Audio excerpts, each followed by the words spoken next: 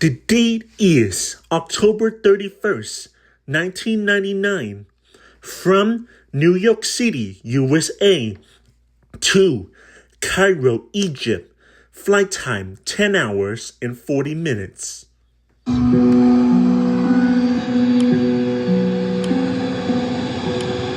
Just after 1 a.m. on October the 31st, 1999, the 217 people on board EgyptAir Flight 990 are waiting for takeoff. The flight's command captain is Captain Ahmed Al-Habashi. He's been with EgyptAir for 36 years. Yes. The command first officer is 36-year-old Adel Anwar. He switched duty with another co-pilot so he could return home in time for his wedding. Soon be a married man. Congratulations, Adel. Thank you very much. The airline's chief pilot for the Boeing 767, Captain Hatem Rushdie, joins them in the cockpit.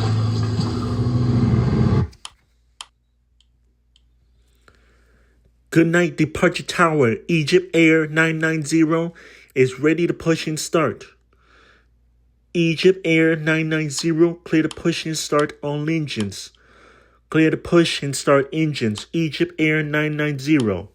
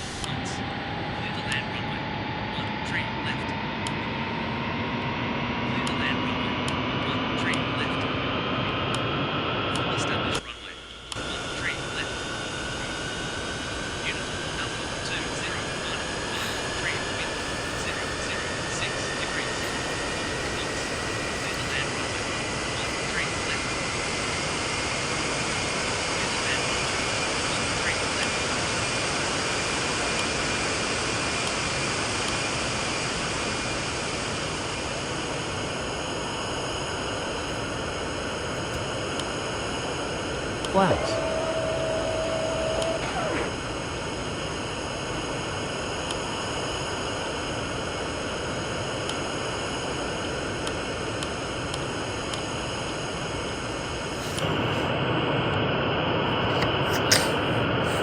EgyptAir 990 is ready to taxi.